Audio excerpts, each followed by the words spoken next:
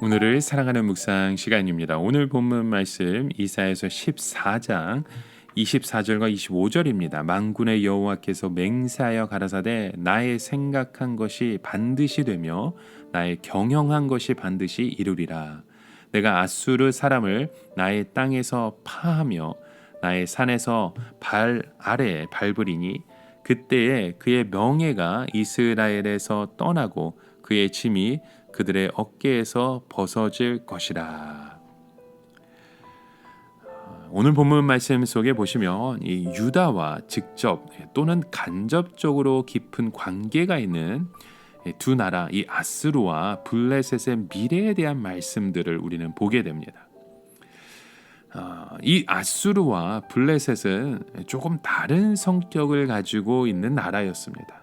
이 아수르는 유다로부터 좀 멀리 떨어져 있는 나라였죠. 어느 날 이 나라가 강해지면서 침략주의를 정책 노선으로 채택하고 유다를 압박하고 관계를 맺게 합니다. 어떤 나라가 무한정으로 커지려고 하면 다른 나라는 그 나라에 먹히든지 아니면 투쟁을 해야 합니다. 반대로 이 블레셋은 유다의 오랜 이웃 나라입니다. 그런데 생각하는 것이나 신앙이 맞지 않아서 오랫동안 싸우면서 지내왔죠. 이 이사야 때부터 본격적으로 하나님께서는 모든 나라의 왕이시라는 생각이 싹트기 시작했습니다. 그전엔 하나님은 어디까지나 유다의 왕이시고 이스라엘 민족의 하나님이셨습니다. 하지만 이사야는 하나님께서 시온에서 온 세상을 다루신다라는 말씀을 하시죠. 오늘날 우리에게 중요한 것은 하나님께서 어떻게 이 세상을 다스리느냐 하는 것입니다. 한 걸음 더 나아가면 오늘 교회를 통해서 하나님께서는 이 세상에 어떤 영향을 끼치시며 세상을 어떻게 다스려 나가시느냐 하는 겁니다. 이사야 당시 이 전 세계적인 대재앙은 바로 이 아수르라는 나라였습니다. 아수르는 마치 걷잡을 수 없는 불과 같았죠. 가는 곳곳마다 도시를 파괴하고 사람들을 죽이고 나라를 멸망시키는 파괴자였습니다. 하지만 하나님께서는 이 아수르에 대해서 구체적인 계획을 가지고 있다 말씀하셨죠. 오늘 24절에 나의 생각한 것이 반드시 되며 나의 경영한 것이 반드시 이루리라 라는 말씀을 합니다. 이 경영이라고 하는 것은 구체적인 계획입니다. 사람들에게 아수르는 사람의 영역을 벗어난 불과 같다라는 얘기인 거죠. 그러나 하나님께서는 이 아수르에 대해서도 구체적인 계획이 있으셨습니다. 어떠한 계획을 가지고 계시겠습니까? 25절에 아수르 사람을 나의 땅에서 파하며 나의 산 안에서 발 아래서 밟으리니 그때 그의 멍에가 이스라엘에서 떠나고 그 짐이 그들의 어깨에서 벗어질 거다라는 얘기를 하시죠. 하나님께서는 이 아수르가 마음껏 팽창하게 내버려 두셨습니다. 닥치는 대로 사람들을 죽이고 도시나 나라들을 멸망시키게 하셨죠. 그런데 아수르가 결코 넘지 못한 한계선이 있었습니다. 바로 예루살렘입니다. 아수르는 예루살렘을 멸망시키는 자리까지 갔지만 결코 그 선을 넘지 못하고 거기에서 패하는 그렇게 몰락의 길을 걷게 되었던 것이죠. 도대체 하나님께서 아수르에 대하여 가지고 있었던 그 계획이, 그 경영이 무엇이었습니까? 하나님께서는 이스라엘 백성들에 대해 계획을 가지고 계신 것을 누구나 알고 있었습니다. 그 구원의 계획을였죠. 그렇다면 아수르에 대해서는 어떤 계획을 물으셨던 겁니까? 우선 하나님께서는 이 두 나라를 허락하셨다는 사실을 우리는 생각해야 합니다. 하나는 세상이고 다른 하나는 이스라엘 곧 교회이죠.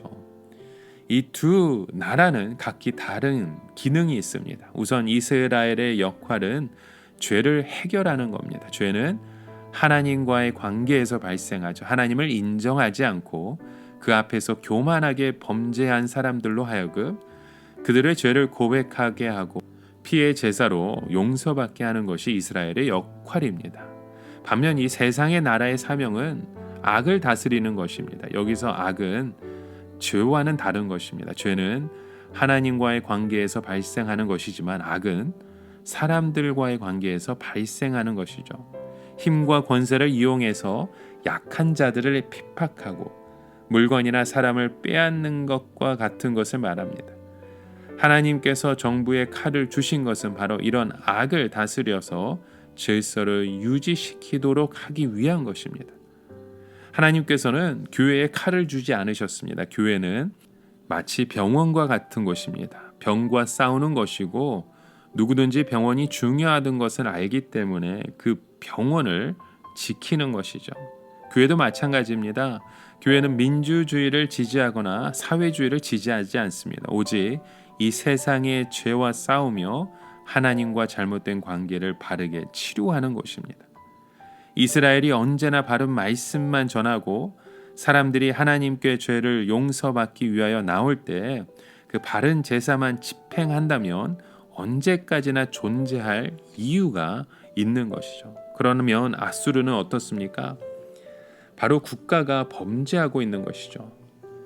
국가는 강한 자가 약한 자에게 범죄하지 못하도록 지키는 것이 임무임에도 불구하고 오히려 앞장서서 그 힘을 이용하여 다른 나라를 침공한 것입니다.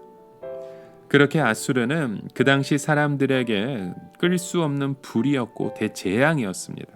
그런데 하나님께서 하시는 말씀이 무엇입니까?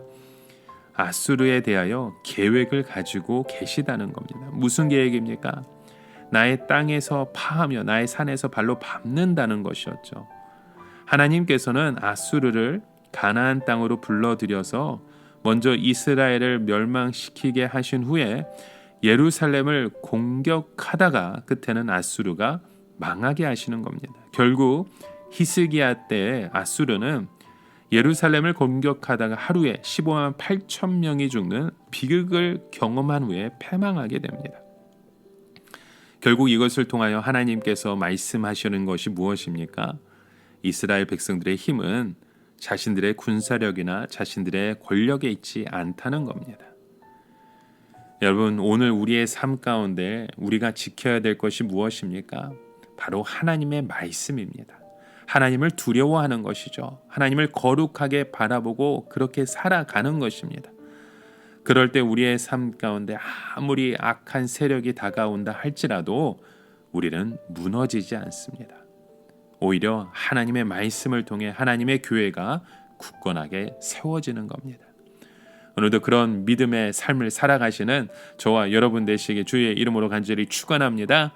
함께 기도합니다. 하나님, 우리의 삶의 모든 목적이 이 세상의 것이 아니라 하나님의 이름을 영화롭게 하며 하나님의 말씀이 이 땅에 이루어지는 귀한 사명자라는 사실을 잊지 않게 하여 주시옵소서.